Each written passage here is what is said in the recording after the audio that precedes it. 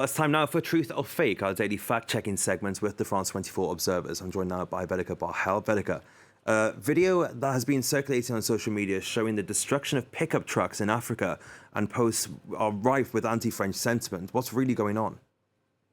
Yes, Fraser, for the last week, there is a video that has been heavily circulating online, as you said, attached to anti-French sentiment.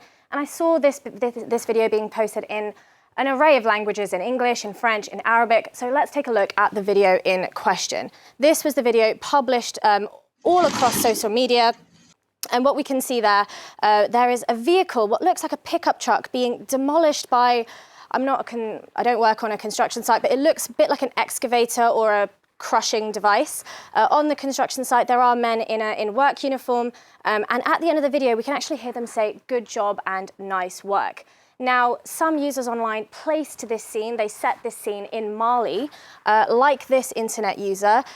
When this person published the video, it was viewed over 6,000 times there, and they've gone on to say, "End of the Barkhane in Mali, the French destroy everything that belongs to them for the lack of bringing them home." So it's very clear from this that this user is linking the event, the destruction of these vehicles, to Operation Barkhane, which of course is the French military operation launched in 2014 in the Sahel and Sahara regions to fight against jihadist groups.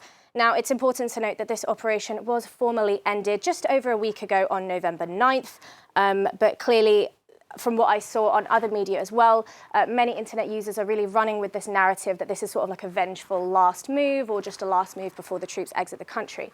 Now, for other internet users, they actually put a spin in the works of my debunking of this story because they placed it in a different country that wasn't Mali, but another country that was involved in Operation Barkhane. So this user's video was viewed over 1.2 million views, and they've gone on to say a French mining company in Burkina Faso destroys its vehicles before leaving the country after the new government nationalized mining in the country. This is #France, and this is its truth. I also saw similar sentiment on this Facebook user's post, who says the reaction of the French before leaving Burkina Faso.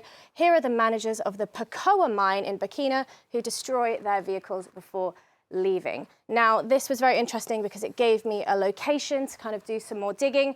And after a bit more research, I found this post on Facebook by the Ministry of Energy, Mines and Quarries based in Ouagadougou. These are the minutes of a council meeting from November 16th. And it says here, this is a communication relating to the destruction of vehicles of a subcontractor of the company Nantu Mining, in this case, the company Burkina in the industrial mine of Pakoa. So that confirms to us there that those images were indeed filmed in the Pakoa mines in Burkina Faso, and indicates who it belongs to. And fair enough, when I went back to further look closely at the footage, I could see, I know it's a little bit blurry, but there is a logo, in fact, on the vehicles there, which we can see does match that of Burkina, Fraser. So we can see it is filmed in Burkina Faso, and this is the company behind it. Well, now that you've debunked the video's location, tell us, is it indeed the French destroying these vehicles, as the internet users suggest?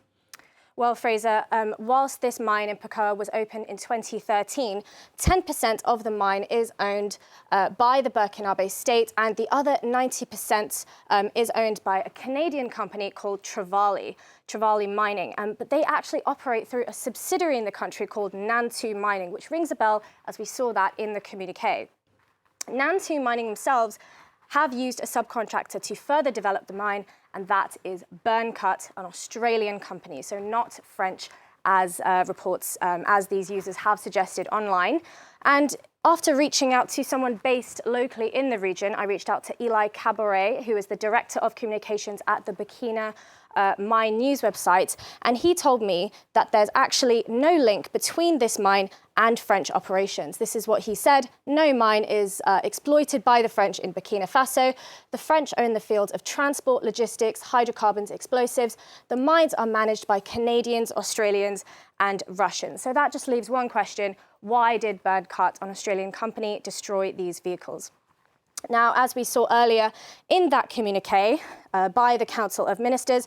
They actually said it was due to the vehicle's condition. It says here a bit later on, it appears that 6 vehicles were effectively destroyed due to the company's policy on the management of end-of-life vehicles. So they're saying that the vehicles are not fit for use anymore. But unfortunately, I found little other information to back this up.